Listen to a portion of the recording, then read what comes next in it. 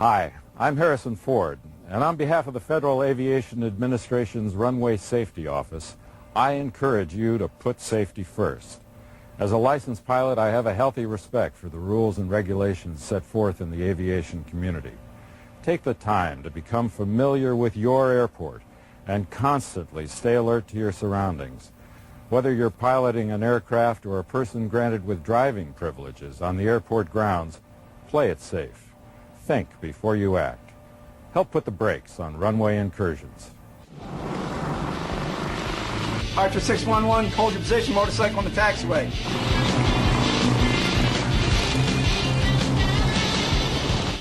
Wings Tug, expedite. There's an aircraft landing on runway 28.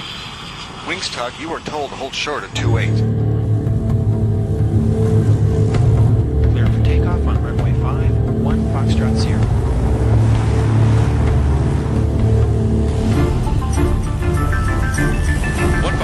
Stop. Cancel takeoff clearance. Traffic at runway 5. Hold your position. Well, hello, fellow pilots. I'm John King.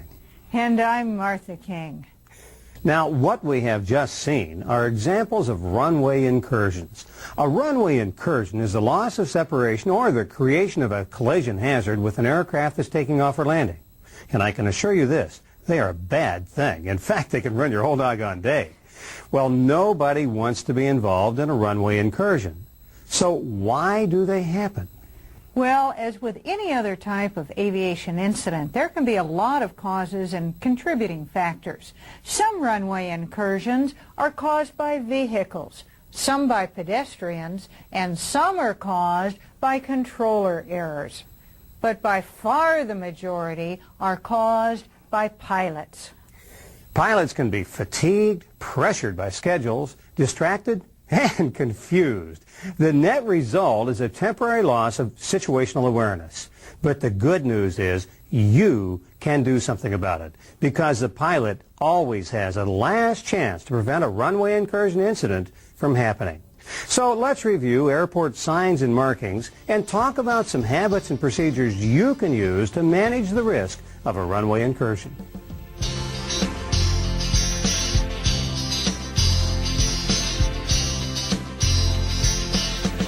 You can greatly reduce your odds of being where you're not supposed to be by studying the airport sketch in your IFR approach charts and briefing or self-briefing your taxi route before you start your taxi. It really helps to use the airport sketch to figure out in advance the headings you'll use for taxi and when you line up on the runway. That way, you can use your heading indicator as one more confirmation that you are indeed doing the right thing. If you do not have an approach chart for the airport, you can find sketches for some airports in the airport facility directory. Or you can get an airport sketch from a commercial flight guide or on the web at aopa.org. But you really load the odds in your favor if you actually remember what the markings and signs that you see around airports mean.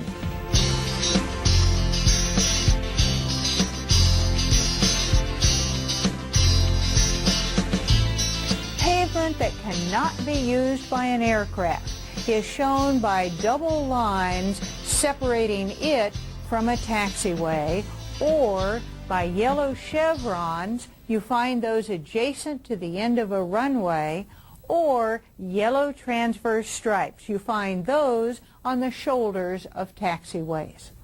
Hazardous areas, such as construction areas, are shown by barricades with alternate orange and white markings. Another place you're not supposed to be is on vehicle roadways. Vehicle roadway markings are shown by white lines.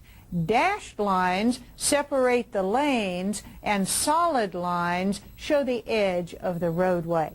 Sometimes instead, you'll see zippered lines like these to show the roadway edges.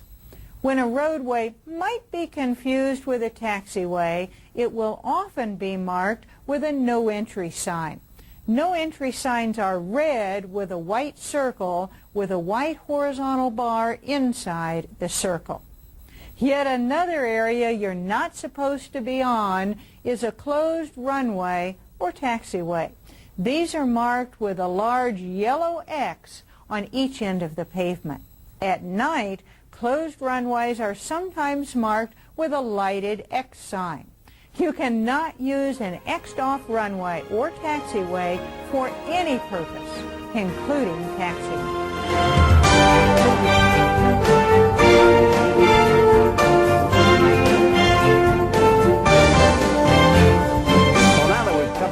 You never want to go in an aircraft. Let's talk about places you can go. And we all start off in a ramp area or an apron. So let's talk about those areas first. Now, these areas are generally not controlled by ATC. They may be controlled by another entity, such as the airport management, and when you call those folks, you call them ramp control. And ramp control is who you would call for a pushback clearance around the terminal. Now, areas that are controlled by ATC are called movement areas. Now, when you think of that term movement area from ATC's perspective, it kind of makes sense because controllers like to think of themselves as moving airplanes. So a movement area is where ATC moves airplanes. Now, movement areas include runways, most taxiways, and some ramp areas. The designation of movement areas is determined by an agreement between the airport operator and air traffic control. It makes sense that areas in which controllers don't control airplanes are called, are you ready for this? Non-movement areas. The important thing to remember about non-movement areas is you need to look out for other airplanes and vehicles that can be moving all over the place on their own without ATC supervision. Now, to taxi from a non-movement area to a movement area, you need approval from a controller. Now, the problem is, at most airports, there is no line separating movement areas from non-movement areas. So in that case, it just takes local knowledge to know when you're taxiing from a non-movement area into a movement area. Now, it makes sense to hedge your bets, particularly if you're not positive that you are in a non-movement area. So talk to ATC anytime that you move an aircraft in that case. Now, at some airports, the boundary between movement and non-movement areas is shown, and it's shown by two parallel lines. They're yellow, and one is continuous or solid, and the other line has dashes. Now, the continuous or solid line is on the non-movement side. And you can think of that continuous or solid line as a solid barrier that you cannot cross without ATC approval. On the other hand, if you're in the movement area, you will see a dashed line on your side, and you can think of that dashed line as having openings for you because you can taxi from a movement area to a non-movement area without ATC approval. Greenfield ground, Learjet 226 Charlie Romeo, transient ramp, taxi for takeoff with India. So just 6 Charlie Romeo, runway 16 taxi via Foxtrot, hold short of runway 11 on Foxtrot. 6 Charlie Romeo, taxi to runway 16 via Foxtrot, hold short of runway 11. Okay, if you could just get out the... Now, when you get your instructions to taxi, the controller will normally direct you all the way to your departure runway, as she did here. And as you know, when you get your taxi instructions, you're required to read back the runway assignment and any hold short instructions, including the runway number of any runways you're to hold short of when you acknowledge them. Unless the controller says otherwise, you are authorized to cross any runways that intersect your route as you taxi to your assigned runway. Even though you are expected to cross any intersecting runways en route to your assigned runways, you are not allowed to taxi onto or cross any part of your assigned runway. After all, that's most likely a runway that is being used for takeoffs and landings. So, if the direct route to the approach end of your assigned runway would have you cross your assigned runway, as it does here, you cannot cross it without a specific instruction to do so. Now, if you're taxiing from a ramp area to a taxiway, you should see a dashed double yellow line separating the ramp area from that taxiway. When you're established on a taxiway, if the pavement is wider than the taxiway itself, you'll see a solid double yellow line separating the taxiway from pavement you are not supposed to taxi on. Of course, taxiway edge lights are blue, but sometimes you'll see blue reflectors or blue and yellow striped reflectors instead. We all know that taxiway center lines are marked with a single yellow stripe. This stripe continues across intersections with other taxiways and sometimes across runways.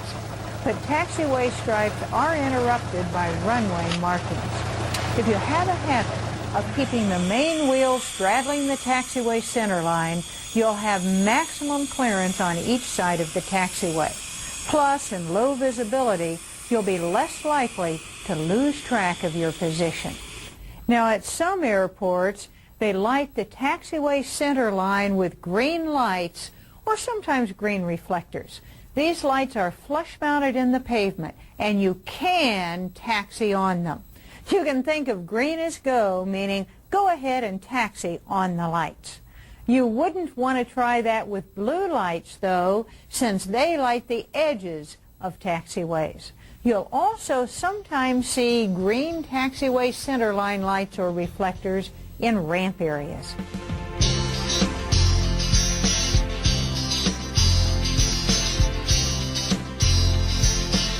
Now, taxiing around an airport can be confusing. In fact, some of us think that taxiing in after landing at a strange airport can be the hardest part of the trip. But say it's dark and the visibility is poor. Then things can be really confusing. And confusion is not good. So the FAA has mandated the use of standardized signs around an airport. But all the signs and markings in the world won't do you any good if you can't remember what they mean. So let's review what they all mean. First of all the signs we talk about can also be painted right on the pavement. But in either case, they mean exactly the same thing. Now, there is one saying that helps me sort out the meaning of airport signs more than anything else, and that saying is, black square, you're there. What that means is, if you see a sign with a black square with yellow letters and borders, it tells you what taxiway you are on. So in this case, black square, you're there, means you are on taxiway Bravo. By the way, the convention is that taxiways are labeled with one or more letters. And when it's a stub taxiway, it also can have a number, such as in this case, Alpha 1 and Alpha 2. So, black square, you're there signs are called location signs. Now, here is something else I use to help me keep the sign straight, and that is all direction signs have an arrow to point you to something. I know that sounds simple, but it actually helps me, because if there's any question in my mind as to whether the sign is a location sign or a direction sign, it helps me to remember that all direction signs have an arrow. And direction signs, by the way, are yellow like this with black lettering, and you'll see them just before taxiway intersections. In this case, we're on taxiway Charlie, we're coming up to Juliet, and the arrows point the direction for a turn to another taxiway. Here I'd turn right to get on Juliet, or I could turn left to get on Juliet. Now, direction signs are often used in combination with location signs like this to give you a visual picture of what that intersection is going to look like. And so they're grouped so that they read from the left to the right, showing the direction of the taxiways by the angle of the arrows. And so signs indicating a turn to the left will be, are you ready for this? On the left of the group. The location sign, or black square, you're there sign, is in the middle of the group.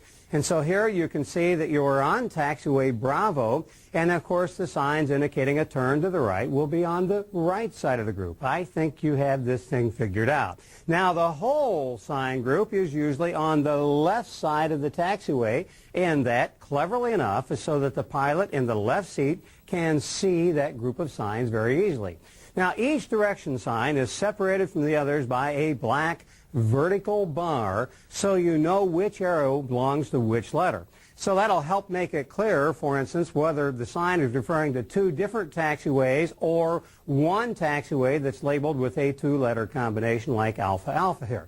So in this case, you'd have a tight turn or a 90-degree turn to the left to get on taxiway Foxtrot, and about a 45-degree turn to the left to get on Golf, as you can see, and you'd turn about a 45-degree turn to the right to get on Alpha Alpha, and you'd have a 90-degree turn to the right to get on Alpha Bravo. And you can see that you're actually on, at this time, taxiway Bravo. Now, sometimes when you get on the other side of the intersection, you'll see a location sign there just to let you know that you turned in the proper direction and you're on the taxiway you wanted. In this case, you are indeed on taxiway Golf. Now, when a sign points the way to a destination, such as, well, a military facility or a passenger terminal or a ramp, then it's called, and are you ready for this? A destination sign. These are destination signs. Now, destination signs can use abbreviations, as you can see, or whole words, whatever is necessary to get the message across. Now, like direction signs, destination signs are yellow with black letters, and they always have an arrow. Now, destination signs can also be used to point the way to runways. And you'll see these signs very often at the entrance to a taxiway from an apron area. They show the runway number, and an arrow points the direction you take to get to that runway. Now, if the same route happens to lead to two runways, then the destination sign will show both runway numbers separated by a dot, and the dot should be read as "and." So this route right here will take you to runway 1028 and runway 523.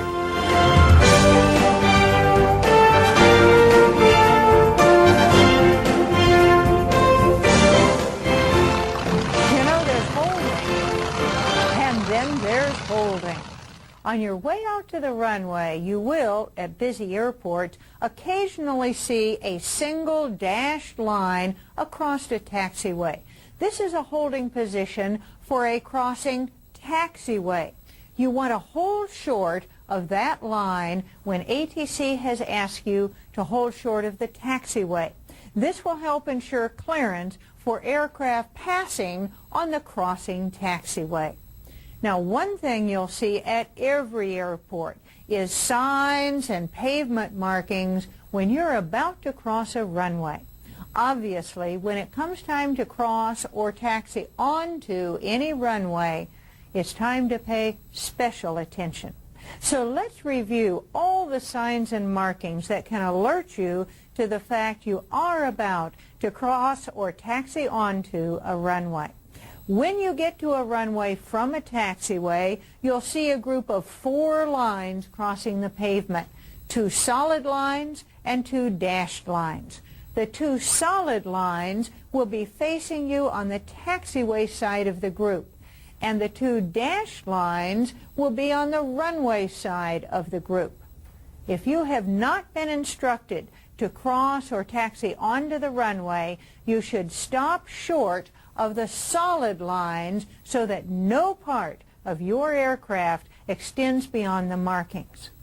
You may actually want to stop a little short of that solid line so that the perception from either an aircraft on final approach or from the tower is that you are clearly behind the line. Even if you've been told, taxi up close but hold short, be ready for an immediate takeoff, stopping a few feet behind the hold line will make sure there's no confusion on the part of other pilots or controllers. Think of the solid lines as a solid wall. When you get to a solid line, think, have I been instructed to enter onto this runway? And look, this is your last chance to prevent an error. If you have not been authorized to cross or taxi onto the runway, the hold line indicates exactly where you should stop. If you're approaching the hold lines from the runway, the dashed lines will be facing towards you.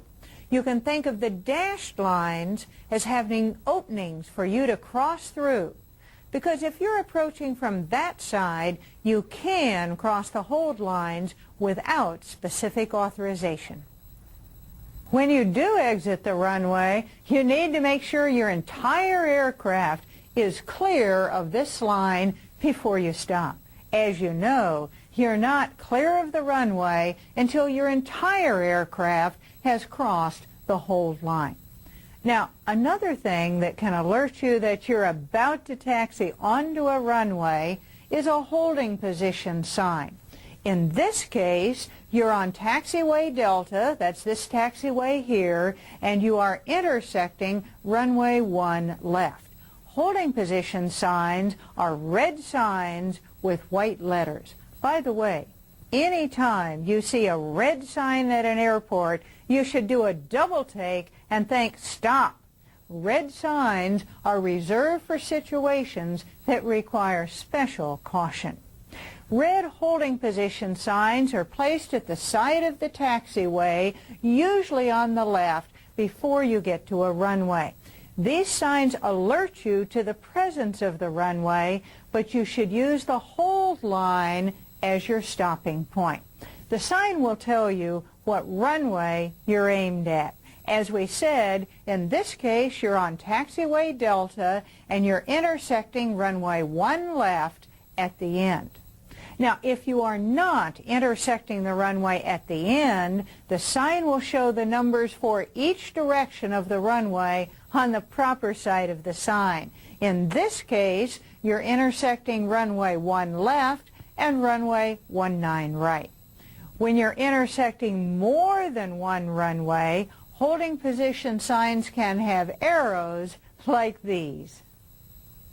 Now, sometimes at airports that have frequent low visibility operations, they'll install 2 side-by-side yellow flashing lights on each side of the taxiway as yet another clue that you're coming up on a runway. These are called wigwag lights or runway guard lights, and they're designed to help highlight your holding position. Along with these wigwag lights, you'll also sometimes see a row of flush-mounted, in-pavement yellow lights. Now, instead of yellow lights, you'll sometimes find a row of red lights embedded in the pavement at the hold position spot. This is called a stop bar. Never taxi across a stop bar when it's lighted. Along with the stop bar, there are elevated red lights on each side of the taxiway. The stop bar and the red lights are turned off when you can cross. This helps confirm your clearance. And sometimes, when the stop bar lights are turned off, green centerline lights are turned on to guide you to the runway.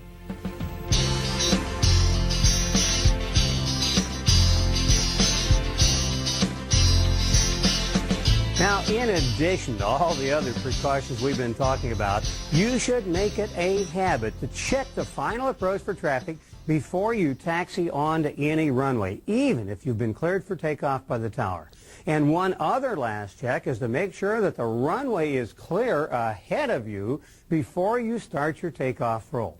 Because after all, it is just possible that the tower has made a mistake, and you have the last chance to save the day by being alert. Now, in spite of all the help that pilots get, occasionally pilots do accidentally taxi onto runways. Now, one clue that you have done this is the color of the pavement markings. All taxiway markings are yellow, and all runway markings are white. Now, if you are seeing white markings, that is a clue you are on a runway. If you're not supposed to be there, let ATC know and taxi off the runway immediately. Some runways, just the presence of an airplane near the approach end of the runway can interfere with the localizer and glide slope signals, or that airplane could intrude on the airspace for the approach. So in those cases, they have established what is called an ILS critical area. Now, when the weather is less than 800-foot ceiling and or 2 miles visibility, A taxiing aircraft is not allowed into the ILS critical area without ATC authorization. Now, the ILS critical area is shown on the pavement with markings right on the pavement that look kind of like a ladder or maybe a railroad track with some of the rungs missing here. So, when you are told to hold short of the ILS critical area, you should hold short of that line, and to help you know where that line is, you will see the letters ILS. And those letters, ILS, are one more indication of just exactly where you're supposed to hold short of. Now, sometimes your route of taxi to a runway will take you across the approach area for another runway. In this case, your route of taxi to runway 36 takes you across the approach area for runway 32. And it may be necessary for you to hold short of that runway's approach area when another aircraft is landing. When that's the case, you'll see the standard double solid and double dash hold lines in two places. The hold position sign to keep the approach area for the runway clear will show the runway number, 32 in this case, and the abbreviation APCH for approach. This hold position is also used to protect aircraft departing from the opposite end of that same runway. So remember, you could be holding here for either an aircraft on approach or an aircraft departing from the other end. Now, in some cases, such as at an intersection of runways, there could be some uncertainty after you taxi onto a runway for takeoff as to just which runway you actually ended up on. In that case, you'll occasionally see what's known as a runway location sign. It's just like the normal black square "You're there" location sign used for taxiways, except it has a runway number in it instead of a taxiway letter. By the way, if you do not see a runway location sign, once you're lined up, remember to check your heading indicator against the runway direction to confirm you're on the correct runway.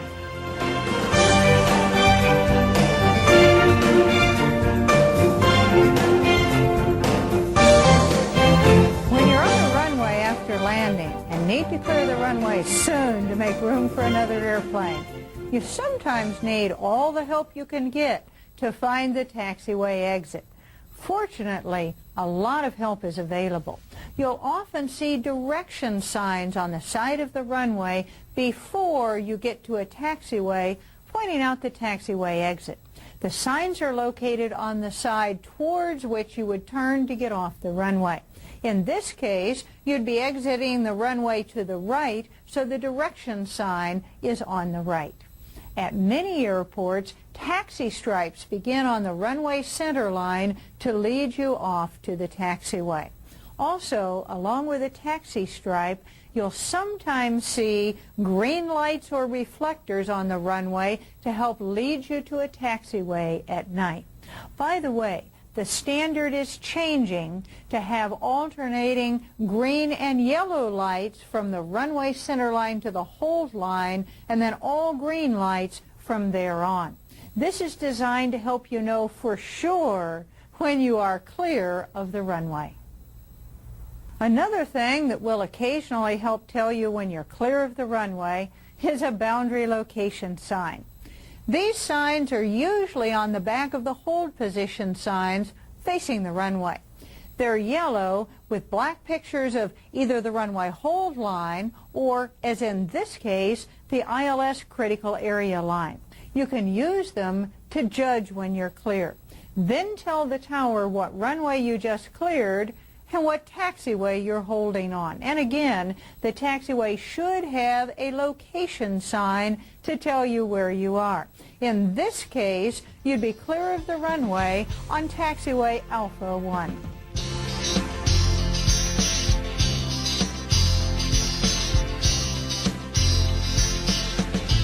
Now let's talk a little bit about uncontrolled airports. You know, uncontrolled airports come in a tremendous variety, from dirt strips like this to airports with airborne firefighters like this.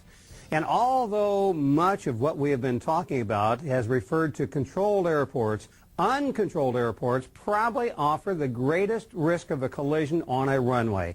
And it's because you have no help from ATC and you are on your own for collision avoidance. Plus, uncontrolled airports often don't have the same level of signage and markings as controlled airports. For instance, this guy is trying to tell us he's got a closed runway and he does it with a skull and a crossbones. Not what you would call conventional signage. Now, your best defenses at uncontrolled airports are to follow proper communications procedures and to always check both directions before you enter or cross any runway.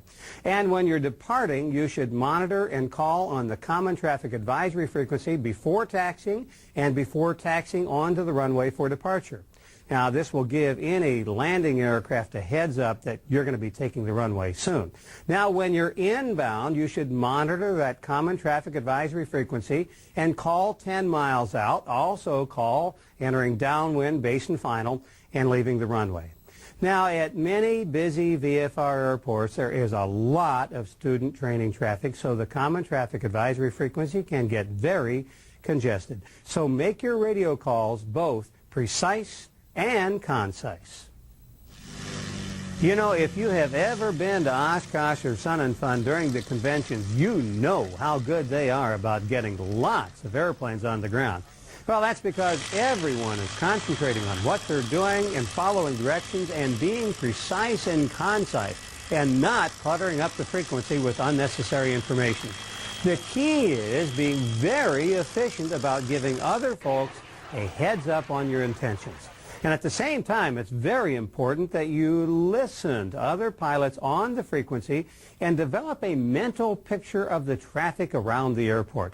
You know, as in the rest of life, many times listening is more important than talking. But you cannot rely on the radio alone because there's always the possibility that another aircraft may not be radio equipped or the pilot could be on the wrong frequency. So there is just no replacement for carefully looking both directions for traffic before you taxi on any runway. So check that runway before you taxi on it. And finally, at any airport, if you notice that the signage and markings just aren't what they should be, do yourself and other pilots a favor. Encourage the airport operator to provide clear runway hold position markings and signs on all taxiway and runway intersections, and the incident you prevent just might be your own. Well, we've just had a good review of airport signs and markings. But we all know that just understanding the signs and markings around airports is not in itself enough to prevent a runway incursion. After all, signs and markings may be obscured by snow or ice, or damaged and not working during construction. The key is to follow good procedures. Study the airport sketch before you taxi. And if you have any confusion at all, ask for help. And remember to maintain cockpit discipline and a sterile cockpit when you're moving on the ground. Now, if you're flying a general aviation aircraft, brief your passengers about cockpit discipline in advance and then remind folks when they slip. And always be especially careful when you cross runways. Of course, before you taxi onto any runway, it's always a good habit to check for traffic landing or taking off from either direction, as well as for any ground vehicles or pedestrians that aren't where they should be. Plus, it helps to vocalize, the runway is clear, and I am authorized to cross it or taxi onto it. You know, runway collisions will always be a risk as long as there's more than one aircraft and we're using runways. But the key is we must all take care to recognize and manage that risk. And making sure you're up to date on understanding airport signs and markings and following good procedures will go a long way towards ensuring that you won't meet new friends unexpectedly while you're on a runway.